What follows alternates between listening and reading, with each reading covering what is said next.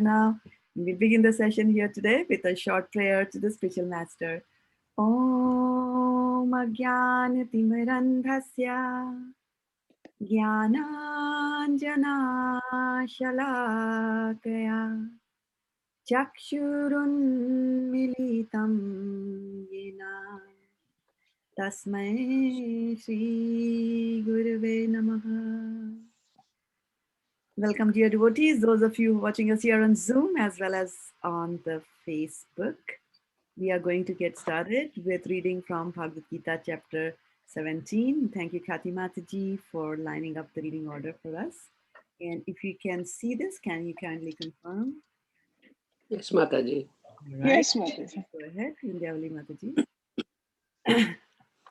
Chapter 17, the divisions of faith.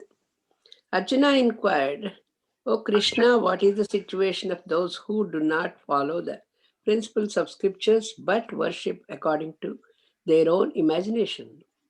Are they in goodness, in passion, or in ignorance? Text 2. The Supreme Personality of Godhead said, according to the modes of nature acquired by the embodied soul, one's faith can be of three kinds: in ignorance, in goodness, in passion, or in ignorance. Now hear about this. Kumla Mataji, Thank you. she will tell.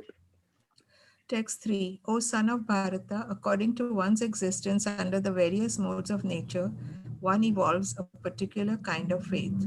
The living being is said to be of a particular faith according to the modes he has acquired.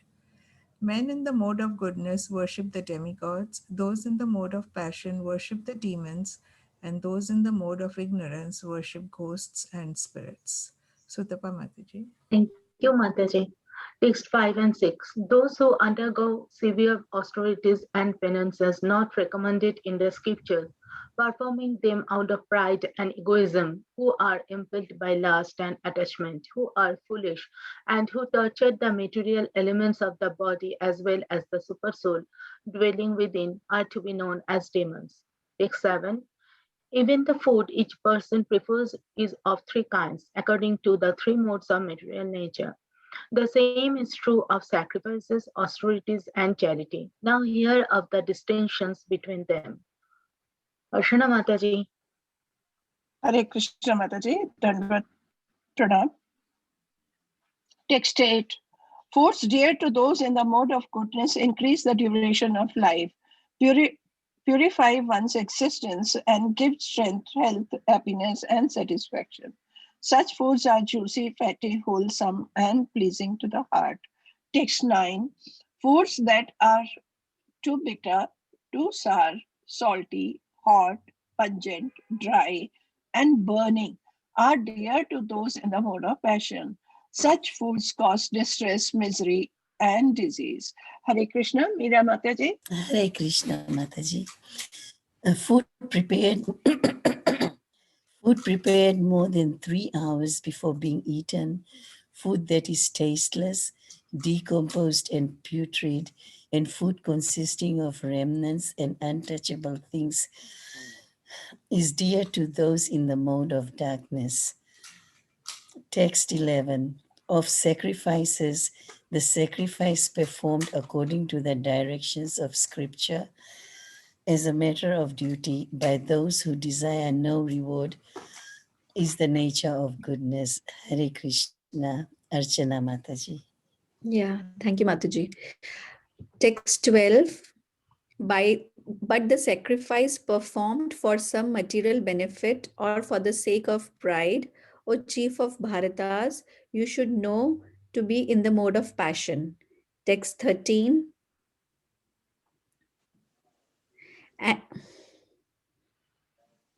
Any sacrifice performed without regard for the directions of scriptures, without distribution of prasadam, spiritual food, without chanting of Vedic hymns and remunerations to the priests, and without faith is considered to be in the mode of ignorance. Hare Krishna, Aruni Mataji. Hare Krishna. Text 14. Austerity of the body consists in worship of the Supreme Lord, the Brahmanas, the spiritual master, and superiors like the father and mother, and in cleanliness, simplicity, celibacy, and nonviolence. Text 15. Austerity of speech consists in speaking words that are truthful, pleasing, beneficial, and not agitating to others, and also in regularly reciting Vedic literature. Khyati Mataji?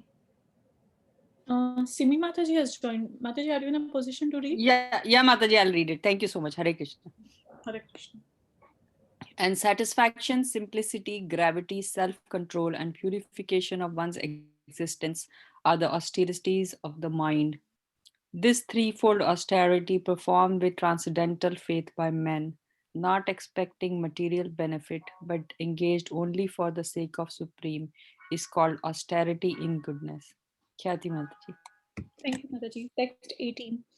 Penance performed out of pride and for the sake of gaining respect, honor, and worship is said to be in the mode of passion. It is neither stable nor permanent. Text 19. Penance performed out of foolishness with self torture or to destroy or injure others is said to be in the mode of ignorance. Hare Krishna. Text Yeah, 19. Penance performed out of foolishness with self or Text 20, Mataji. sorry. Charity given out of duty without expectation of return at the proper time and place, and to a worthy person is considered to be in the mode of goodness. Text 21. But charity performed with the expectation of some return, or with a desire for fruitive results, or in a grudging mood, is said to be charity in the mode of passion. Sukamala Mataji. Yeah. Text 22. And charity performed at an impure place at an improper time to unworthy persons or without proper attention and respect is said to be in the mode of ignorance. Text 23. From the beginning of creation, the three words Om Tat Sat were used to indicate the supreme absolute truth. These three symbolic representations were used by Brahmanas while chanting the hymns of the Vedas and during sacrifices for the satisfaction of the Supreme. Text 24. Therefore, transcendentalist undertaking performance of sacrifice, charity, and penance in accordance with scriptural regulations begin always with Om to attain the Supreme. Text 25. Without desiring fruitive results, one should perform various kinds of sacrifice, penance, and charity with the word Tat. The purpose of such transcendental activities is to get free from material entanglement. Varshana Mataji. Hare Krishna Mataji, thank you so much. Text 26 and 27. The absolute truth is the objective of devotional sacrifice, and it is indicated by the word Sat. The performer of such sacrifice is also called Sat, as are all work of sacrifice, penance, and charity, which, true to the absolute nature, are performed to please the Supreme Person, O son of Pritha. Very nice. Anything done as sacrifice, charity, or penance without faith in the Supreme, O son of Pritha, is impermanent. It is called asat and is useless both in this life and the next. Hare Krishna Mataji, thank you so much. Plastic or button.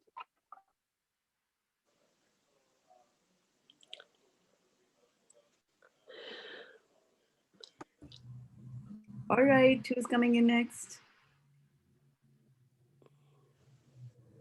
Meera Mataji. Meera Mataji? Is it? She's reading? Is it 8 yes, or 7? Meera Mataji said yes, she can read. She can read? Meera Mataji, your turn. I already read. Oh, do I read this? I'm sorry. Yeah. Okay. Aharastavi tavapi sarvasya trividoho bhavati priyaha yagnastapas tatha danam tesam bhedam imam shrunu. Synonyms: ahara, eating; tu, certainly; api, also; sarvasya, of everyone; trividaha, of Three kinds. Bhavati, there is. Priyaha, dear. Yajnaha, sacrifice. Tapaha, austerity. Tatha, also. Danam, charity. Tesham, of them. Bhedam, the differences. Imam, this. Shrinu, here. Hare Krishna. Simi Mataji. No, Aruni Mataji. Sorry. Aruni Mataji. Even the food each person prefers is of three kinds, according to the three modes of material nature.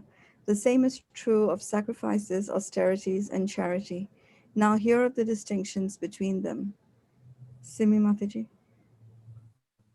In terms of different situations in the mode of material nature, there are differences in the manner of eating and performing sacrifices, austerities, and charities. They are not conducted on the same level.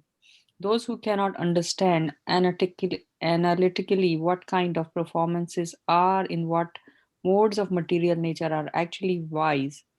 Those who consider all kinds of sacrifice or food or charity to be the same cannot discriminate, and they are foolish. There are missionary workers who advocate that one can do whatever he likes and attain perfection. But these foolish guides are not acting according to the direction of scriptures. They are manufacturing ways and misleading the people in general. Hari Om. Khyati Mataji. We have to stop here and wait for a chance to read whenever it comes.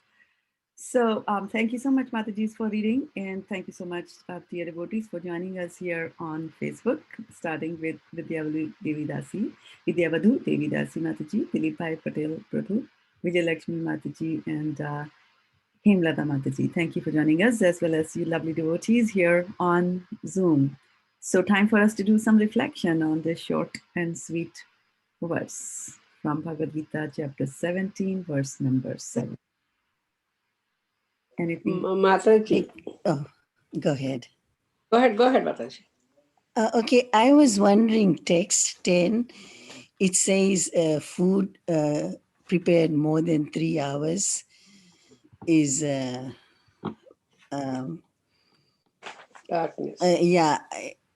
But in nowadays, I know a lot of people refrigerate the food cooked and we eat it. That's the what I was next about day. to ask.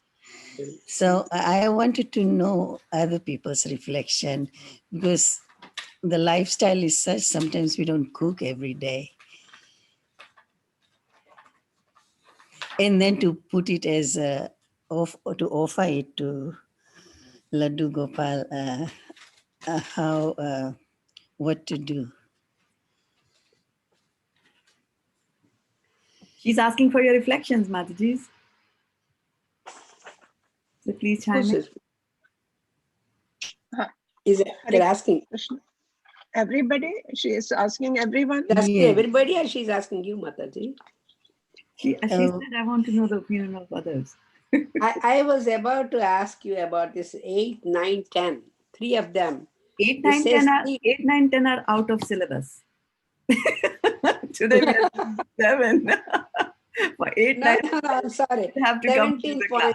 17.8, 9, 10. Yes. So all three kinds of this food preparation, she says, one is about goodness. Yeah, but Vindhyavali Mataji, we are not covering that. We are focusing on 7. Yeah, 8, 9, and 10. 8 we will do on Monday now. So hold on. 7, like she says, that food is prepared 3 hours before. No, it's not verse 10. She's asking for verse number 10.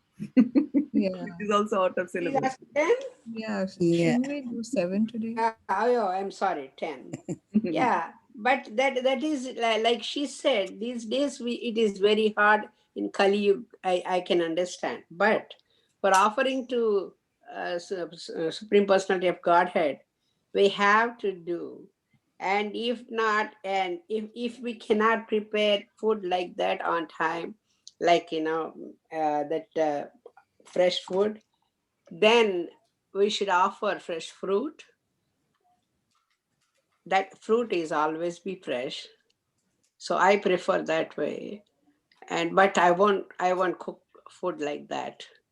And if I can cook fresh, I'll offer others. Fruit is the best thing. That's right. Patram pushpam phalam toyam. So All right. I go by. Okay, good. So, all right, other Matajis. Let's take Ajna Mataji because she's a young mother with 2 kids. Let's take her opinion. Very good question, Mataji, Meera Mataji. But what I prefer, Mataji, like when I offer to the Lord, generally we should make fresh, bhoga to the Lord. But in case, like if you are very busy, if you don't have time to make fresh, you offer to the Lord, and it'll be transcendental. The prasadam will be transcendental. So even if you are not able to cook in the evening, you can have the same prasadam, and it'll not be like stale or something. It'll be fresh and it'll be transcendental because it has been already, tasted by the Lord. So that's what I feel, Mataji. All right, so we have 2 different opinions here. These classes are becoming debates now. But let's invite other people's opinions now. Other Mataji. No, Mataji, but how Archana Mataji is saying, sorry, how Archana Mataji is saying, like, say we are not able to offer in the evening. Although the prasadam which is offered in the afternoon, it cannot be offered again, but still we can eat it, right? But it cannot be like offered again because it's been already been offered. Yeah, but what she's saying is that if you eat that prasadam in the evening, it's still okay. Yeah, it's still okay. Yeah, it's still prasadam. So Yeah. it's okay. If, It's okay. yeah, even if we didn't offer it as Though it's Mataji. not 3 hours, Yeah. it's like. Even if, like Vidya Matavalli Mataji is saying, like if we couldn't offer again, like make some rice or dal or something, but if we made cut fruit and offer, then also, it's like, I mean, we have offered something. Something. Fruit and nuts is Nuts also like I remember Shraddha Mataji once told me that you can offer nuts too. Nuts also. Dry foods. Dry fruits. Yeah, it should not be processed, but that normal dry foods. But I just want to say the question is that you must eat it. It must be offered within 3 hours, or you must eat it within the 3 hours after you offer? Both. Hare Krishna, Mataji, it should be offered before 3 hours. 3 hours. So if that's the case, then I would agree with Archana Mataji that you offer it once and then it's already been offered and energized by the spiritual divine energy, and then you keep it and then you eat it later on. You don't offer it again, but because it's been vitalized, it's okay to eat it after more than 3 hours. Yes. Except that you don't offer it again because it's already been offered. Eating, no problem. The offering is there. Well, I mean, offering would just take place after you finish cooking, right? You just offer it, and then it doesn't matter when you eat it. Hare Krishna, Mataji, may I say something? May I cast my vote? Yes, Mataji. Mataji, yes. Ideally, what Srila Prabhupada says, that the food becomes stale after 3 hours and it should not be eaten also. But in this scenario, today's scenario, we keep it in the fridge and keep it in the freezer. And in fact, we buy the ready-made packets also and bring them home and people have it. So in that way, you see, you can have it, but ideally it should not be even eaten. It should be, you see, offered before 3 hours of cooking and should be eaten also before 3 hours. That is the ideal situation which Srila Prabhupada is telling here.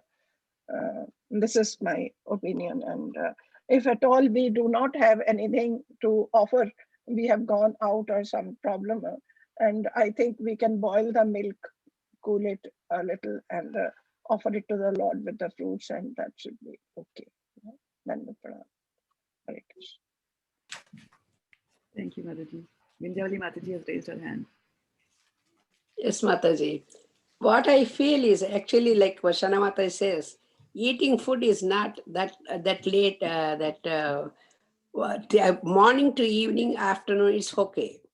But you know, when I was working, my friend used to work also. She used to say she will prepare sambar for 1 week and prepare some sabjis for 1 week. And she will put each day what subject they should eat it. And when she comes home, 5:30 like that, she used to finish her dinner. I said, how can you do that? I come home and then I just clean the kitchen and then I cook. And it takes me for like until when I finish everything, it will be 8:39. Then how can you eat 5:30, 6 o'clock as soon as you come from work? She says, I prepare sambar for 1 week. I prepare all the vegetables for each day, and whole week I won't cook. I just put some rice and that's it. So that is when it is not good for health, and we cannot offer to God. Both the way, it's not good. So who knows that electricity might go, and then you're eating that food as soon as you come, and within few hours, and if there's no electricity also, sometimes people think it is still cold, it's okay. But that kind of things, it is not advisable for either health or God. That's what my opinion, Mataji. So Meera Mataji, what do you say? I agree. What makes sense to me is what Vindhyavali Mataji said and Varshana Mataji said, that it does make sense to me that to offer the food within 3 hours and also to eat it within 3 hours. But I don't know. I may eat it later in this case, but I won't offer it again. What I used to do before yesterday is when I make something, I take it out for bhog for today, and I take it out for tomorrow also. So today's bhog, I put it back in the main food, but tomorrow's, just in case if I don't cook, I actually used to offer that again, which wasn't eaten. I had taken out too. So I'm not too sure if I should do that or just offer fruits and nuts.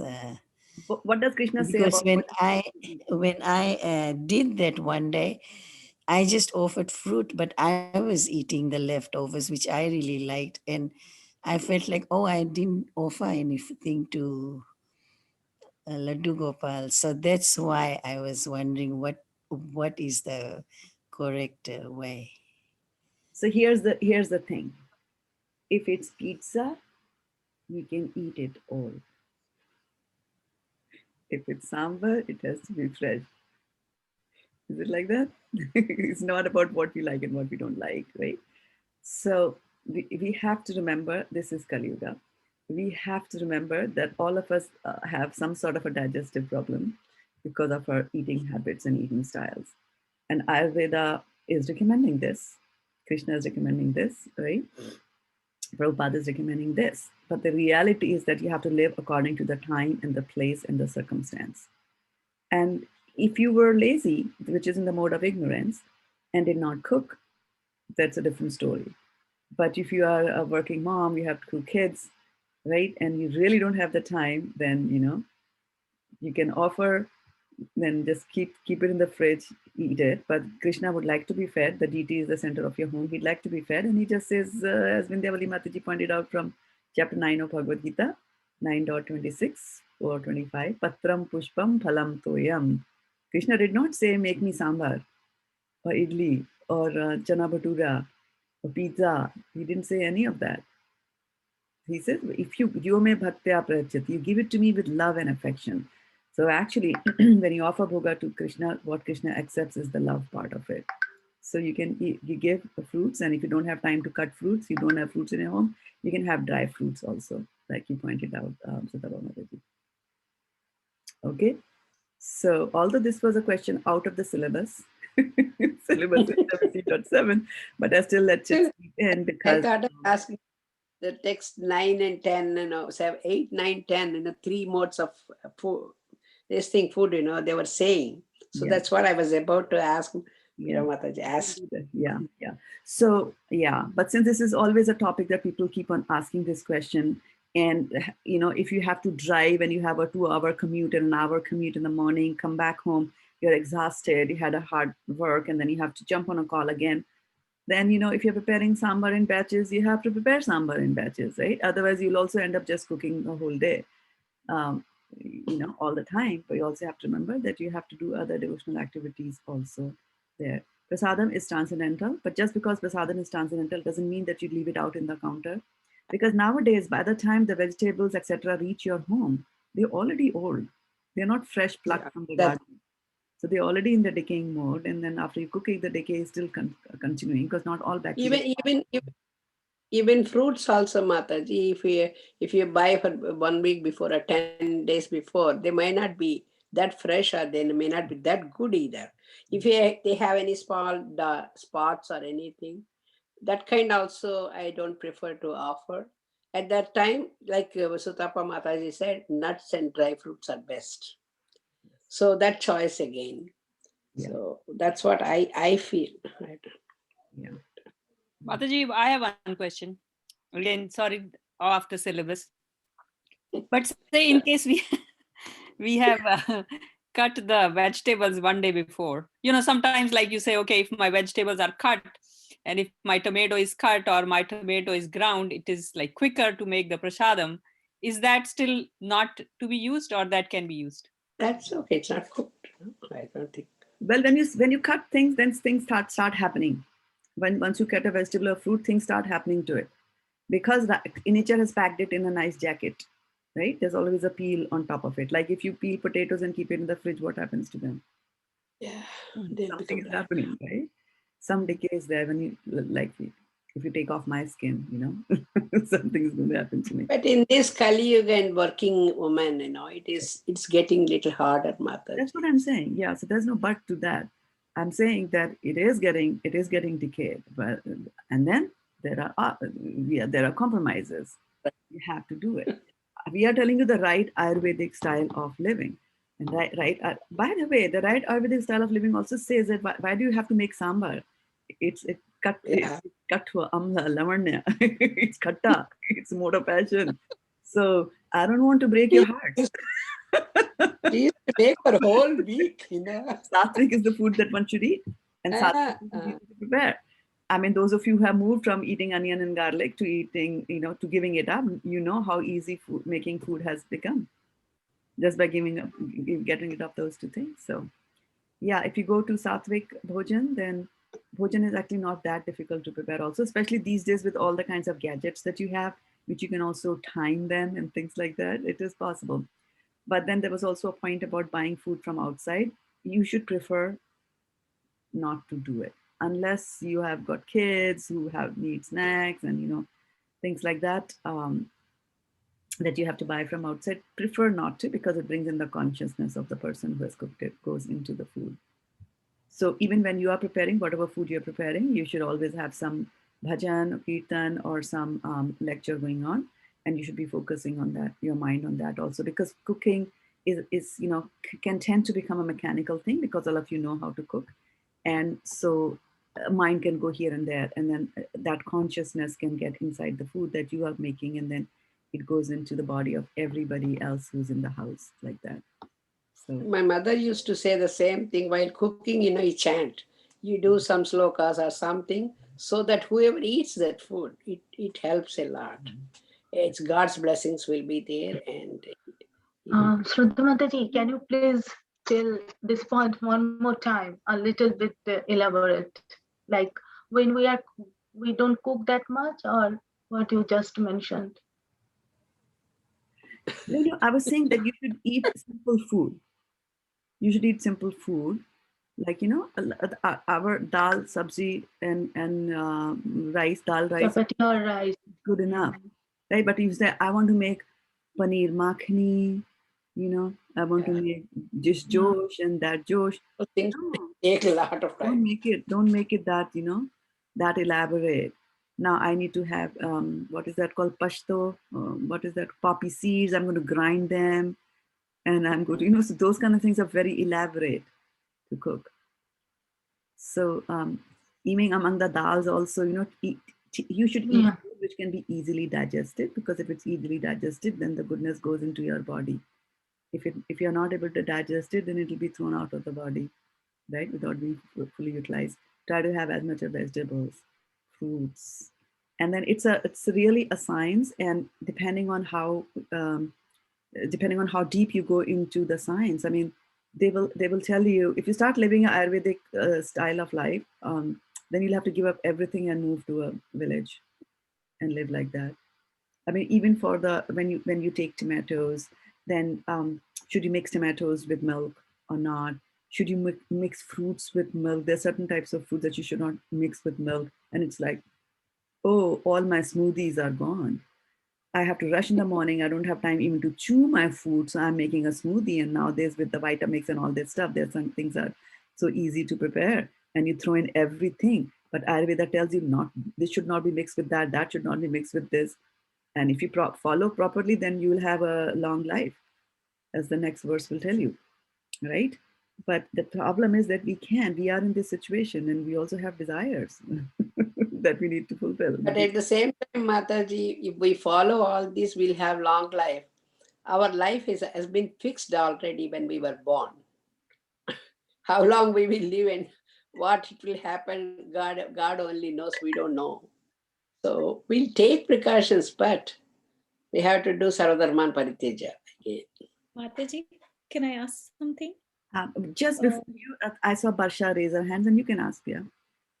Okay, sure. Barsha Mataji, go ahead. Hare Krishna Mataji. I also wanted to add that as per Ayurveda, we can't eat anything that's nightshade. That's like tomato, eggplants, and potatoes, all these kinds of stuff. If you really follow Ayurveda, you can't eat those stuff. Yeah, I just wanted to add that too. She's just making your life difficult. Potatoes. Oh, how can you imagine a life without potatoes? Can we breathe whatever time we want? That's the truth. That is the truth. And then also you should try not to eat before after sundown. Not a heavy food after sundown. You should not eat anything heavy 4 hours before sleeping. So in that way, your friend who used to come back home from work and eat at 5:30 in the evening is doing the right thing. At least time-wise, she's doing the right thing. What she's eating is not the right thing. You see, so that's right. Really things, so many permutations and combinations that will go into. For example, you have tomatoes. Now I'm going to make your life difficult because I'm going to plant something in your head. You see your tomatoes, so they hang off the vine, right? So do you see that spot on the tomato from where it was hanging on that point? Yeah. That stuff, Ayurveda says that if we eat that point, then it leads to stone in the kidneys. So for every tomato that you take, you have to scoop that thing out, throw it, and then cut. And then you can go crazy because we don't know enough. And looking at the cherry tomato, the box of cherry tomatoes, and you're thinking, now do I have to do it for all of those cherry tomatoes? So this is what it is. We cannot go to work. Yes, we cannot go to work. And that's why there was a system in which one person in the household stayed at home, the other person went and did agriculture. And, there was sufficient. And Bhagavad Gita 3rd chapter says that in the beginning I set forth generations of men, and I give them the mantras, and tell them how to do sacrifices. And then you just live your simple life, do sacrifice to Vishnu, and go back to Godhead. We don't want to do that. We want to manufacture things. We want to build cities. We want to move away from villages to the cities. And then now everybody in the household wants to work. So the consequences of being materialistic in nature. Kali Yuga is very much problem. It's a messy thing. Yeah, it's a messy thing. But the good thing is that, as we discussed a day before, is that if you just chant the holy names of the Lord, then you can go back very quickly like that. In other yugas, even thinking bad things is considered an offense. Kali Yuga, the bar is lowered a lot.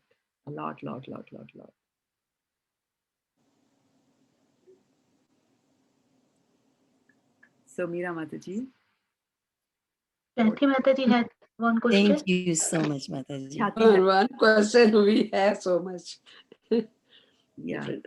So Kathy Mataji, you had something. Yeah, Mataji, I have just one one point and one question. So usually in my mind, I usually prefer to cook in the morning, and if I cook extra, I use that in evening. So at least there is no overnight food and it's cooked in the morning with a fresh mind. So I prefer that. But my question is, sometimes we get, I mean, this is COVID times and now we don't get prasadam from temple, right? But usually we get prasadam from the temple, and I prefer not to throw it away, but use it like overnight and next day and consume that. So, and in my mind, I justified that the 3 hour rule is applicable for food, but not for prasadam because it has the high energy, as Archana Mataji said. It is, yeah. So, Yeah. because then it is okay to eat prasadam like even after 3 hours, right? Or overnight. Yes. Yes. And like I said, just because it's prasadam, just don't leave it out in the counter.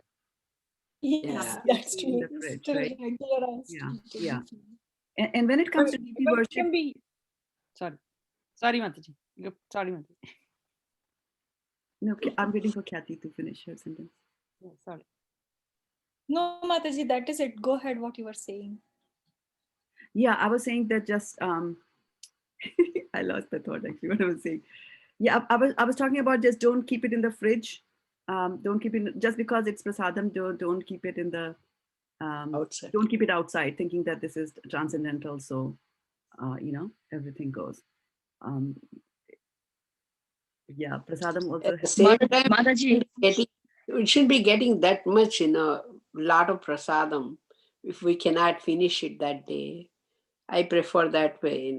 If we cannot finish it, bring a little bit and then finish it off. Yeah, but there's a thing in our Silicon Valley, right?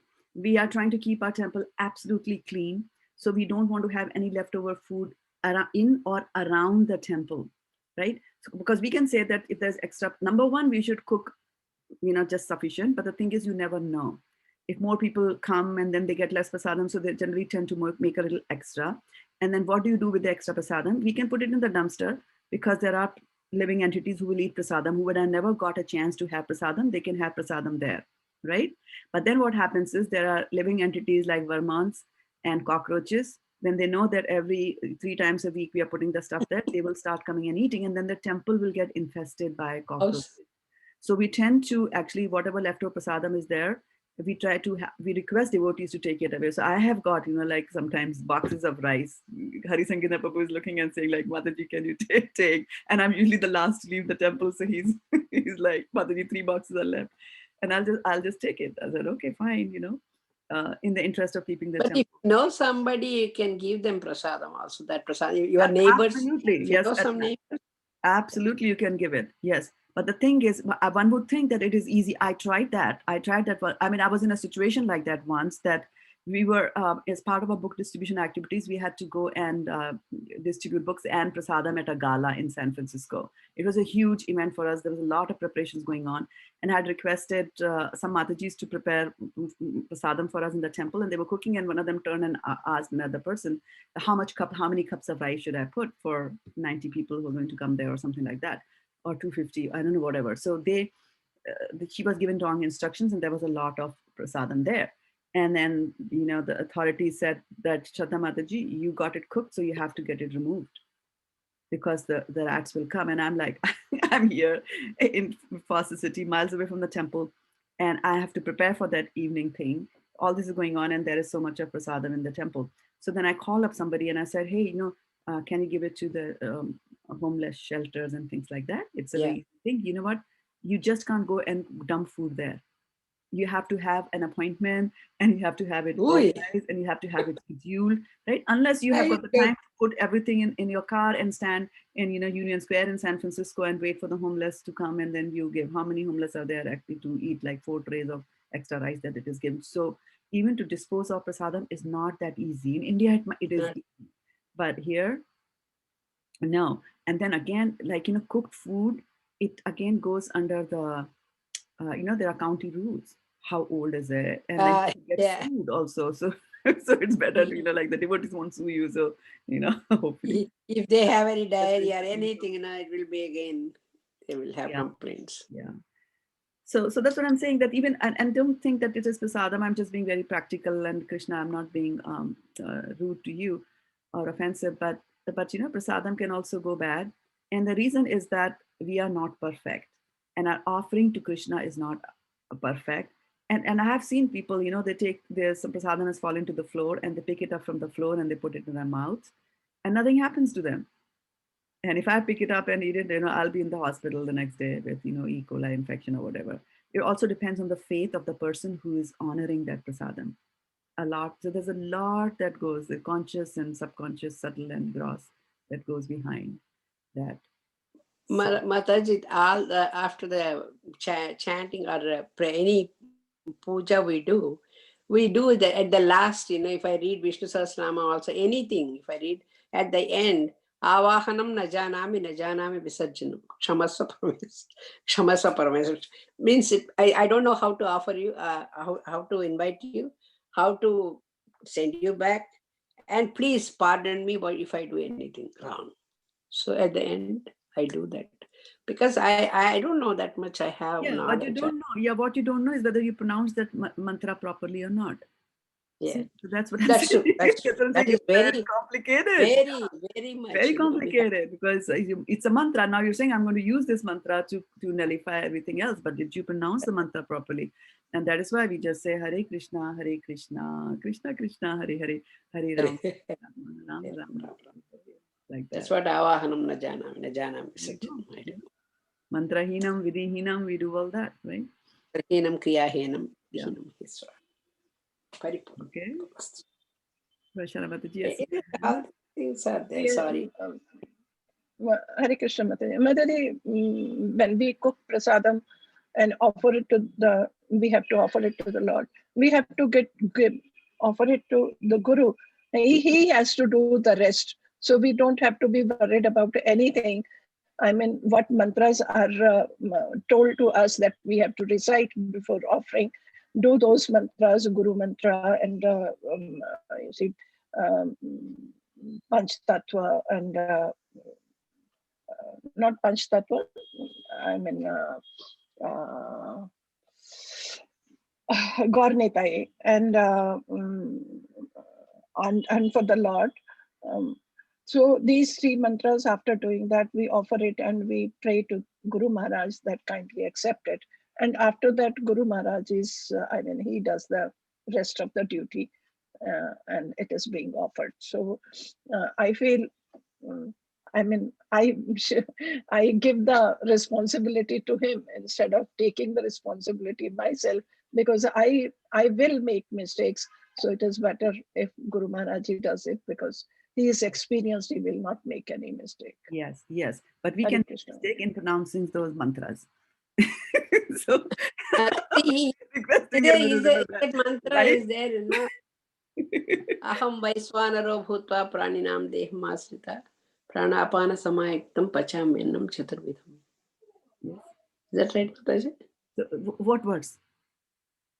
Aham Vaiswanaro Bhutva Praninam. What's the question? What is your question? No, that is an offering. Brahmarpanam Brahmahavihi Brahmakna Brahmanahutam Brahmaivatena Kantavyam Brahmakarma Samadhina. Aham Vaiswanaro Bhutva Praninam. To the Lord? To the Lord. You want to offer that? Yeah, you can offer those to the Lord. I mean, at ISKCON there are set Lord of only. Yeah, if you're going on the altar, we don't offer those verses. There are other set of verses which Varshana Mataji was referring to. There are separate verses that are recited, shlokas that are recited and echo, in that order, and offer. Yeah. And again, remember, rules in the home and rules in the temple are different. In the temple, Krishna lived like a king, so we have to be very, very careful of how we offer things to him. Varshana Mataji, Thank you, raise your hand again, or is it the old hand? Old. I didn't take. Old. Sorry. Not new hand, old hand. Shraddha Mataji, Aruni Mataji had a question from previous class and she wanted to ask. She told to remember all of us. Yes, thank you. I had forgotten about that completely. Tell us, what was the Mataji's question? Is she still here with us, Aruni Mataji? Yeah, I'm here. I thank you, Sutapa Mataji. Even I'd forgotten. Thank you so much for reminding me. Yeah, what I wanted to ask was, I was reading, the Srimad Bhagavatam Canto 3. Maybe I should go and get the book. But then it said, it was talking about how from the Virat Rupa, the various senses and everything developed. The first, the moon went in, and then the mouth, and, the ears, the sound, I think first. So, and then was, it was talking about, Vishnu, the demigod. So what does that mean? I mean, it said, and also, I mean, I have to look at the text to quote it exactly, and I can go and get it. But it said Vishnu, not Vishnu, not Vishnu, but Vishnu, the demigod. So how does that come about? Yeah, so we have to, Prabhupada uses the word Vishnu, Krishna. Sometimes he uses Vishnu where you were expecting him to use Krishna. So these words are interchangeable. And in that A section where he's talking about Vishnu, the demigod, he's talking about Vishnu who is, Krishna comes in various incarnations, and he will come in 3 incarnations to control, and actually there's a verse in Srimad Bhagavatam, 1st canto, 2nd chapter. He will come in 3 incarnations to control the various modes of nature, like mode of passion, mode of ignorance, and mode of goodness. So mode of passion, who do you think controls the mode of passion? Could be a demigod that controls mode of passion. Mode of passion means a lot of activity, a lot of jugglery, a lot of creation. Indra. Creation. Brahma. Brahma. Brahma. Yeah, Lord Brahma. So Brahma is the incarnation of Lord, and he's controlling the mode of passion, and then mode of ignorance. Shiva. Shiva. Huh? Shiva. Vishnu. Right, and then goodness. Vishnu. When you talk about that, Vishnu, Brahma. Brahma Vishnu. You mean when you say Brahma, Vishnu Maheshwara. referring to Brahma God? Maheshwara. Yes. So Vishnu. Aruni, is there a question coming there? Yeah, no. So when you talk about Brahma, Vishnu, Shiva, the creator, sustainer, and destroyer, you're talking about the demigod. You're talking Yes, about he's them. talking about demigods. Yeah, yeah. So when that Vishnu is referred to as Vishnu, the demigod, like that, because he's here controlling material and things like that. Usually Krishna stays away from everything material, right? But this one is controlling the mode of goodness, and mode of goodness is still a material mode, like that. But is this Vishnu one of the Vishnus, the 3 Vishnus? Is not one of the 3 Vishnus we've discussed? No, the Garbhodakshay, Shirodakshay, right? No, that's what I'm saying. Yeah, but this will be an expansion that will come out from Vishnu, like that. Yeah. Okay, kind of confusing. So the expansion of the demigod Vishnu has come from the supreme Vishnu. Yes. So when it comes out of the supreme Vishnu as an expansion, he becomes a demigod. Yes, and it's a different role that they are doing. But then we should not think that this Vishnu that controls the mode of goodness is at equal level to Brahma, because the sources are different, right? The Shiva that controls the mode of ignorance comes from Sadashiva, is an incarnation that comes from there. Then there is Brahma, right, who could be a Jiva soul also. A Jiva soul can get, usually Brahma is a Jiva soul, like you and I. We can become Brahmas if we want to, right? And in such cases, then, we are still called as an incarnation, but that incarnation is known as a Sakti-avesh avatar, one who has got empowerment from the Lord to do certain things. So, and then he's that demigod Brahma. And then there is the Vishnu, but the origin of this Vishnu, Satyavesh avatar, coming from the Lord. So Brahma is Satyavesh avatar, Mataji? Yes. I mean, in the sense that he will be, in the sense that he has got the Shakti, he has been empowered. Where does Brahma get all the intelligence? It comes from Krishna, right? So that empowerment is there, yeah. But Brahma usually is more known as a demigod assigned to control the mode of passion, like that. Other Shaktivesh avatars are Narad Muni, you know. Prabhupada sometimes said that Jesus was also a Shakti-based avatar.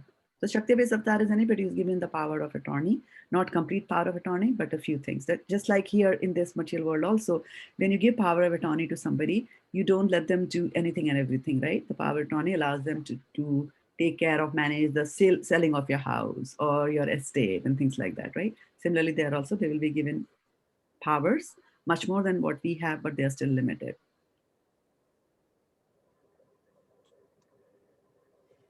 Good thing. Yeah, And talking about the Brahman. Virat Roop of the Lord, it will be very, very confusing, Arani Mataji. And to make it even more confusing, as you continue reading further in Srimad Bhagavatam, you will come across many different rupas, Virat Rupas, or universal forms of the Lord. And the universal form of the Lord that is described in Bhagavad Gita, chapter 11, is different from many more Virat Rupas that are defined in Srimad Bhagavatam. So we have to just remember that as we go along Srimad Bhagavatam, we will notice that all these different, there are different ways of looking. One thing we have to remember is that the Virat Roop, or the universal form of the Lord, you see, it comes from the word universe. So it's the form of the Lord that you see in this universe. And actually, when we start reading the Srimad Bhagavatam, in the second canto, where it talks about how it's starting to talk about how you will reach Krishna. And the first part where it starts talking about is the Lord it starts to see the Lord around you. So this is for those who cannot focus their attention or do not have enough faith in the fact that there is Krishna, and that I can just, without even seeing him, I have the faith that he's there and I can worship him. Some people need proof, like, show me where is God. So, you take up a flower and you dissect it and you say, like, isn't this amazing? You can do this. There's a superior intelligence there. So this is what it is. So one way of, showing that there is divinity and there is majesty is to show them this universal form of the Lord. And so in one way you will say, okay, this is the form of the Lord, where the mountains are this and all the trees are the hair on his body. But it can get very, very confusing, because then it says that in somewhere you'll read that the Brahmanas are his head and the Shudras are below his soul, like that. So what group is that? So different people are looking at the same universe and kind of organizing the various things which are in the universe into some sort of form, because they need a form. They need a form, and when they see the form and the majesty of the form, then they'll say, okay, fine, okay, I agree, this is Lord, and then start worshiping. So those who look at the universal form of the Lord will, see Lord here and there, and they might even end up worshiping natural things, like they could worship rivers, they can worship tall mountains, they can worship a big tree, they could worship snakes, they will do these kind of things also. But we are bhaktas, so we don't have to dwell too much on the universal form of the Lord. Actually, in Bhakti Shastri, we are reading the material planets, this material universe, which is very, very complicated. I mean, we have read together, just for the sake of interest, a few of the heavenly planetary systems and the hellish planetary systems. We did go through that just so that we know. But it's very, very complicated, and there could be so many questions asked. And what Sukdev Goswami is telling Maharaj Parikshit within that short span of time, right, about the material world. But Shivasmande Prabhu, who's our teacher, constantly is telling us that, do not get over curious, and spend your life trying to figure it out, that how this material world is made, how is it constructed, what does Indra's residence look like, what does Indra eat, what does Brahma wear, how many wives he has, those kind of things. Okay, you said Brahma is there, but then that Brahma is there and the four Kumaras are listening to Narad here, and they are there on that planet also. How does it happen? And why are you saying in Bhumandala there's Brahma is residing here, but I thought he resided in Satyaloka? We just have to go ahead with the faith that whatever is written in Shastra is correct. It is correct. We just don't have, and believe me, it is true, we don't have the entitlement to understand the Shastras. That entitlement will also grow with our devotional service as we go and do devotional service. So especially when you come to the 50th canto of Bhagavad Gita, and for me, even the beginning itself, you actually start praying to Srimad Bhagavatam to reveal itself to you. And I'm not joking. It's not something that we can just understand by our intellect. Bhagavatam has to reveal herself to us. like that. So one thing which I really liked about Shiva's Pandit Prabhu was that, you focus on devotional service, you chant your way back to Godhead, and that's it. It doesn't matter if you did not know the dimensions of Bhumandla, you don't know the height of the Sumeru mountain or what it is considered or what 4 mountain ranges are around it and where does Shiva actually live and where was, I mean, it's good for, light reading and things like that, once in a while to read, Gajendra's, that episode with the crocodile, where exactly was it happening? Was it in India? Was it in some other planetary system? It's nice to have that curiosity if you have the time and if you have a lifespan of 10,000 years, maybe you can spend 200 years in exploring that. But we have only 100 years and not even that. And all these disturbances, what to talk about making prasadam in batches or not in batches, we have other problems in life. So that's why he's saying that Hare Nama, Kevalam, just do that. But can I just ask 2 questions since we're on the topic, just to clarify?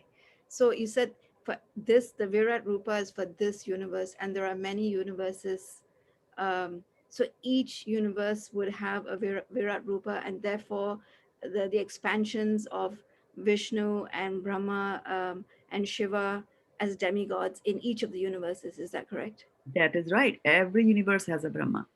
And every universe will have, these are all material universes. So you will need demigods to control them also. And so now to make it more complex, what I'm saying is that there will be many Virat Rupas in a given universe because it depends on how you want to view it. For example, take your house, right? And there are many, many rooms and there are there would be many pieces of furniture in your room. So I can have a furniture view of your home, which will say to the east are the plush sofas and to the west is the bedroom, right? Like that. So this is one view of the house. The other view of the house could just go by the paintings which you have in the house. So this painting is here, Krishna's painting is there, like that. So the same house, you can look at it, a carpet view of the house. So same house, you can have many, many different views. Similarly, of this universe also, I can have a view of the universe where I'm taking all the Brahmanas, all the Kshatriyas, all the Vaishyas, all the Shudras, and I'm placing them like that. I'm like, all right, this is how it is, right? I can take up all the planetary systems and I say, okay, the upper planetary systems are the forehead, the lower planetary Patal Lok is under the soul, and like that. I can do all that, right? I can pick up various things from the nature and I can create a Virat Rupa where the mountains are, parts of the body, the bones are something, the rivers are something, the trees are something, trees are the hair on the body. So you just pick up things from the nature and try to form a particular shape. It helps you to concentrate on something that you need because you need something to concentrate. But we have got a much better thing to concentrate on, which is Krishna, the four-handed, the two-handed form of Krishna, Shyam Sundar, like that. Now, Matajis, I have to remind you that today is Thursday and others will be joining us. So it is 8 o'clock, so I'll have to switch. One question I have, Mataji. One question. Last one. No, you can't. No? No, they're waiting. No? Yeah. So have stopped the thing on Facebook and I'll also stop the recording here.